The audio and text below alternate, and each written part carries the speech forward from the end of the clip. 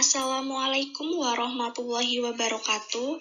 Om Swastiastu, Namo Buddhaya, Salam Kebajikan. Yang terhormat Bapak Dr. Jarod Triwibowo Santoso SPD MSI dan teman-teman yang saya cintai. Pada kesempatan kali ini, saya dan rekan-rekan kelompok 12 akan mempresentasikan laporan keuangan dan jurnal penutup pada perusahaan dagang.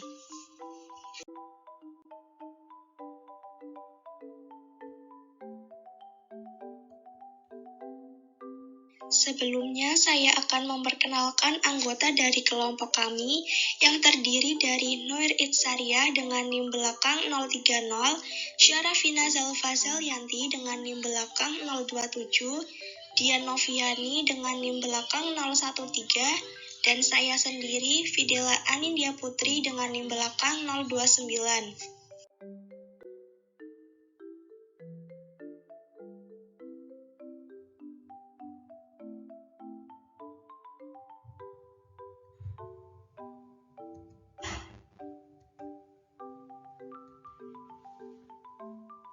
Laporan keuangan perusahaan dagang. Pada prinsipnya, laporan keuangan perusahaan dagang sama dengan laporan keuangan perusahaan jasa, yaitu meliputi 1. Laporan laba rugi atau income statement, yang kedua, laporan perubahan ekuitas, yang ketiga, laporan posisi keuangan atau neraca balance sheet. Apa itu laporan laba rugi, laporan perubahan ekuitas, serta laporan posisi keuangan? Mari kita bahas satu persatu. Yang pertama yaitu laporan laba rugi atau income statement. Laporan laba rugi perusahaan dagang sedikit berbeda dengan laporan laba rugi di perusahaan jasa. Perbedaannya terletak pada perhitungan harga pokok penjualan yang tidak ada di perusahaan jasa tersebut. Di dalam laporan laba rugi perusahaan dagang ini mencakup harga pokok penjualan, beban dalam laporan laba rugi, beban penjualan, serta beban administrasi dan umum. Yang pertama yaitu harga pokok penjualan. Harga pokok penjualan merupakan bagian dari laporan laba rugi yang dibuat dalam perusahaan dagang. Harga pokok penjualan digunakan untuk mengetahui nilai beli barang yang sudah dijual. Yang kedua yaitu beban dalam laporan laba rugi. Beban-beban yang terjadi pada perusahaan dagang dapat dikelompokkan menjadi dua, yaitu beban usaha dan beban di luar usaha. Beban usaha tersendiri itu terdiri dari beban penjualan dan beban administrasi dan umum. Tiga yaitu beban penjualan. Beban penjualan adalah beban yang berkaitan langsung dengan penjualan barang dagang yang terdiri dari 1. Beban gaji bagian penjualan, 2. Beban penyusutan peralatan toko, 3. Beban sewa toko, 4. Beban asuransi barang dagang, 5. Beban transport penjualan, 6. Beban perlengkapan, 7. Beban iklan, 8. Beban angkut penjualan, 9. Beban telepon penjualan, dan yang ke-10 beban lain-lain penjualan. Dan yang keempat yaitu beban administrasi dan umum. Beban administrasi dan umum adalah beban yang tidak berkaitan dengan penjualan tetapi berkaitan dengan administrasi dan umum kantor perusahaan. Beban ini terdiri dari 1. Beban gaji bagian kantor, 2. Beban penyusut peralatan kantor, 3. Beban perlengkapan kantor, dan yang keempat, beban air dan listrik. Selain itu, dalam laporan laba rugi terdapat pendapatan di luar usaha dan beban di luar usaha. Pendapatan di luar usaha adalah pendapatan yang diperoleh selain dari penjualan barang dagang, yaitu 1. Pendapatan bunga, 2. Pendapatan sewa, misalnya menyewakan sebagian ruangan yang tidak terpakai, 3. pendapatan dari penjualan harta tetap yang tidak terpakai atau rusak. Sedangkan beban di luar usaha terdiri dari 1. Beban administrasi bank, 2. Beban bunga, misal perusahaan membayar bunga atas pinjaman. Nah, ini merupakan contoh worksheet yang akan kita gunakan sebagai data untuk menyusun laporan keuangan pada perusahaan dagang. Berikut ini cara menyusun laporan laba rugi pada perusahaan dagang. PD Wali laporan laba rugi per 30 September 2018. Yang pertama yaitu penjualan. Penjualan terdiri dari penjualan kotor Rp16.000, retur penjualan dan PH ditambah potongan penjualan Rp720 ditambah Rp230, dan hasilnya itu adalah total pengurangan. Total pengurangannya yaitu Rp950. Penjualan dikurangi total pengurangan itu nanti hasilnya adalah penjualan bersih. Nah, untuk penjualan bersihnya Rp15.050. Yang kedua, perhitungan HPP. Untuk perhitungan HPP itu terdiri dari persediaan awal Rp8.545. Pembelian ditambah beban angkut pembelian 9.000 ditambah 0, itu nanti hasilnya adalah total pembelian. Nah, untuk total pembeliannya yaitu 9.000. Selanjutnya, retur pembelian dan PH ditambah potongan pembelian yaitu Rp50 ditambah Rp100, hasilnya adalah total pengurangan. Untuk total pengurangannya yaitu Rp150. Total pembelian dikurangi total pengurangan Rp9.000 dikurangi Rp150. Itu nanti hasilnya adalah pembelian bersih. Untuk pembelian bersihnya Rp8.850. Kemudian barang yang tersedia untuk dijual dikurangi persediaan akhir Rp17.395 dikurangi Rp10.200, maka harga pokok penjualan atau HPP-nya yaitu Rp7.195. Untuk laba kotor, penjualan bersih dikurangi harga pokok penjualan.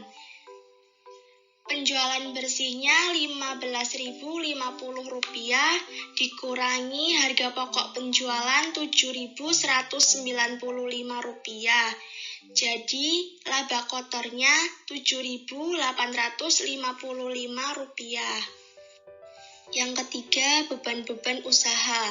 Yang pertama, beban bagian penjualan. Untuk beban bagian penjualan terdiri dari beban gaji pegawai toko yaitu Rp1.430. Beban peralatan toko Rp415, beban iklan Rp600, beban sewa Rp400, dan beban penyusut peralatan toko Rp100. Maka jumlah beban bagian penjualan yaitu Rp2.945. Yang kedua, beban administrasi dan umum, yang terdiri dari beban gaji bagian kantor ditambah dengan beban perlengkapan kantor. Rp940 ditambah Rp175, maka jumlah beban administrasi dan umumnya Rp1.115. Untuk jumlah beban usahanya, jumlah beban bagian penjualan ditambah jumlah beban administrasi dan umum Rp2.945 ditambah Rp1.115, maka jumlah beban usahanya adalah Rp4.060. Nah, untuk laba usahanya itu, laba kotor dikurangi dengan jumlah beban usaha.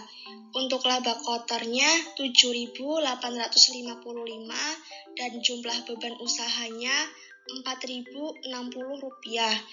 Maka untuk laba kotornya Rp3.795. Untuk pendapatan dan beban di luar usaha terdiri dari pendapatan bunga Rp150 dan untuk beban di luar usaha terdiri dari beban bunga Rp10. Maka laba atau rugi di luar usahanya dihitung dari pendapatan bunga Rp150 dikurangi dengan beban bunga Rp10, maka termasuk laba di luar usaha menjadi Rp140. Untuk menghitung laba bersih sebelum pajaknya, yaitu laba usaha ditambah dengan laba di luar usaha. Laba usahanya Rp3.795 ditambah dengan laba di luar usaha Rp140. Jadi, untuk laba bersih sebelum pajak itu Rp3.935.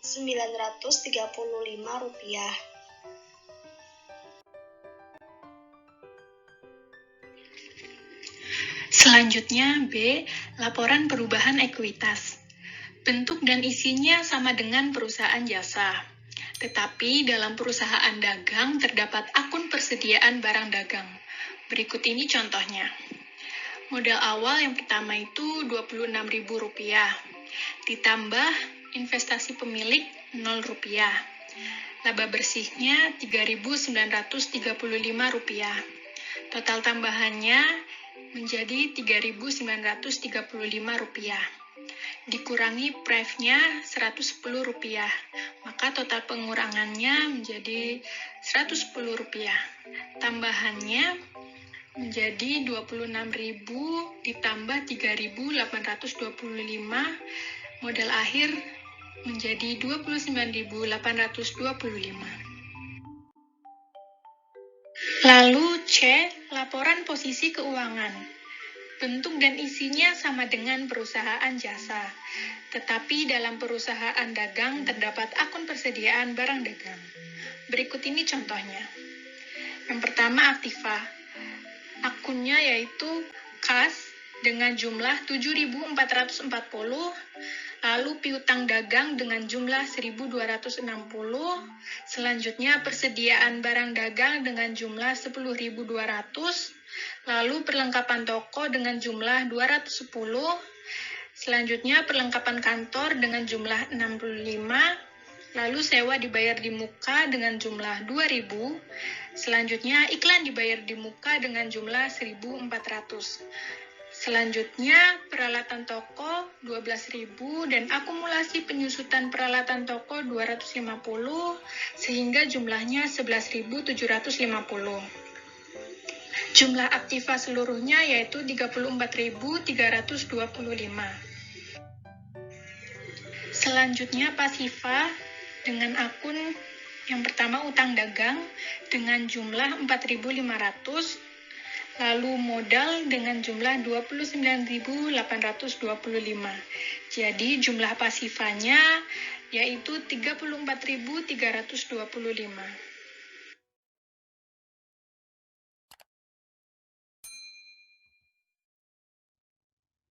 Jurnal penutup perusahaan dagang. Jurnal penutup adalah jurnal yang dibuat pada akhir periode akuntansi untuk memindahkan saldo akun temporer ke dalam akun ekuitas pemilik yang permanen atau modal pemilik. Jurnal penutup mempunyai fungsi untuk membuat saldo akun nominal menjadi nol, sehingga akun tersebut dapat digunakan lagi untuk mencatat transaksi-transaksi pada periode berikutnya. Untuk membuat akun nominal bersaldo nol, maka akun nominal yaitu pendapatan dan beban harus dipindahkan ke akun real. Hal ini dilakukan dengan memindahkan akun tersebut ke posisi lawannya. Misal, pendapatan bersaldo normal kredit, maka saat penutupan dipindahkan ke debit.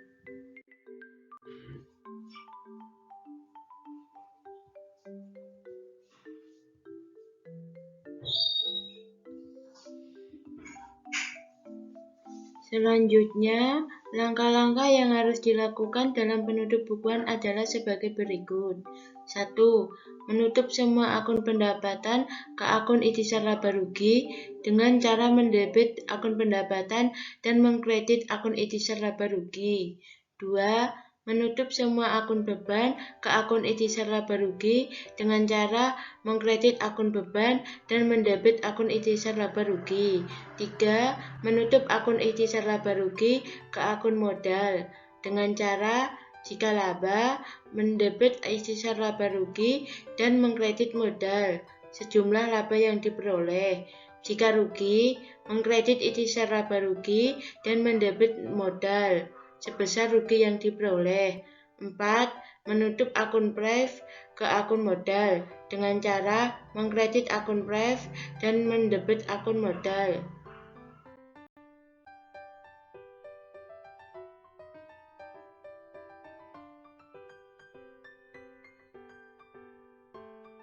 Contoh menutup akun pendapatan pada saldo kredit. Perusahaan dagang memiliki penjualan sebesar 287 juta. Selain itu, perusahaan juga menerima pendapatan sewa sebesar 25 juta.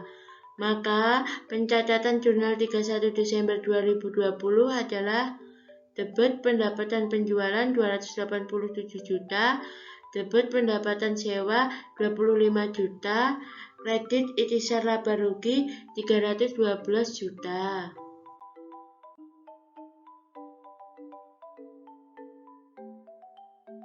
Selanjutnya, menutup akun beban pada saldo debit.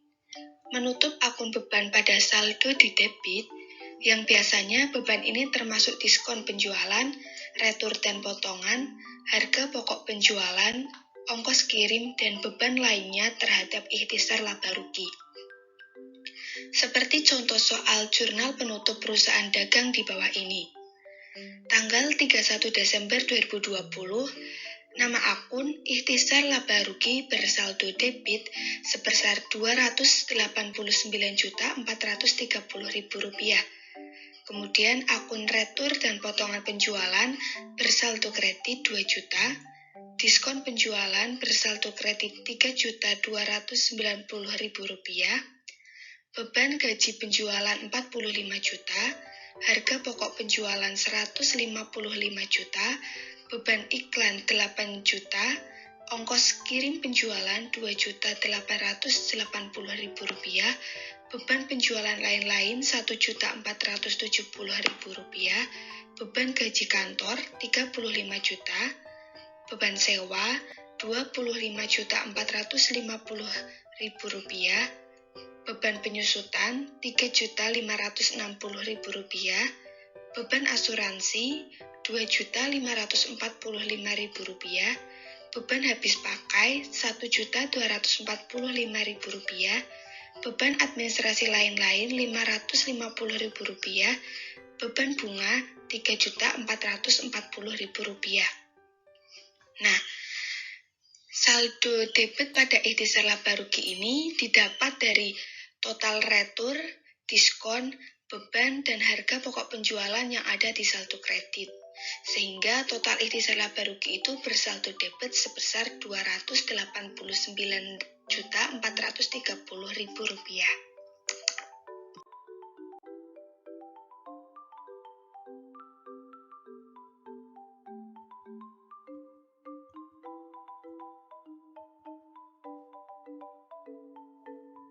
Yang ketiga, menutup saldo akun ikhtisar laba rugi. Dengan menutup saldo akun ikhtisar laba rugi, berarti juga akan menutup akun modal pemilik. Nah, cara ini memiliki dua tahap kemungkinan, yaitu seperti contoh soal jurnal penutup perusahaan dagang berikut ini. Yang pertama, apabila perusahaan memiliki keuntungan, maka pencatatan akun ikhtisar laba rugi berada di posisi debit. Jadi jurnalnya debit ikhtisar laba rugi sebesar Rp95.200.000, kemudian kredit modal pemilik sebesar Rp95.200.000. Kemungkinan yang kedua, apabila perusahaan mengalami kerugian, maka pencatatan akun ikhtisar laba rugi berada di sisi kredit. Jurnalnya debit modal pemilik sebesar Rp95.200.000 dan kreditnya ikhtisar laba rugi sebesar Rp95.200.000.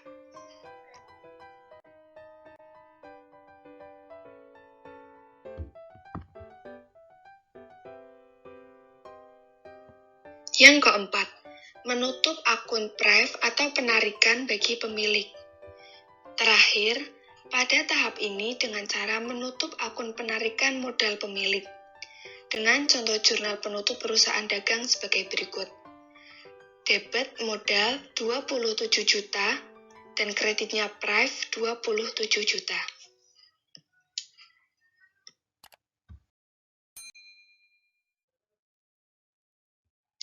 Nah, setelah mengikuti 4 tahap jurnal penutup, maka selanjutnya yaitu memposting 2 ayat jurnal pendapatan dan beban dalam meraih saldo laba bersih. Dengan contoh di bawah ini yaitu akun ikhtisar laba rugi tanggal 31 Desember 2020. Nama akun pendapatan di sisi kredit sebesar 312 juta, kemudian saldo di sisi kredit 312 juta. Akun yang kedua yaitu beban.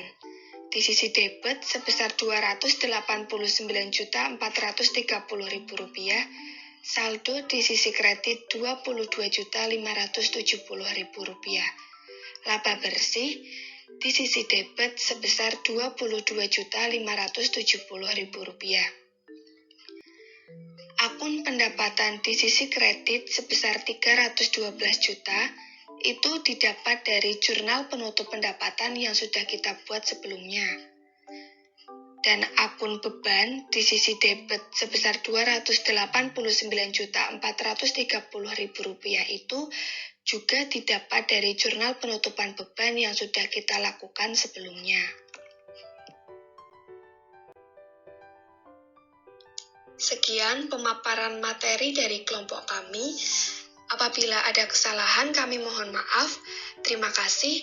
Wassalamualaikum warahmatullahi wabarakatuh.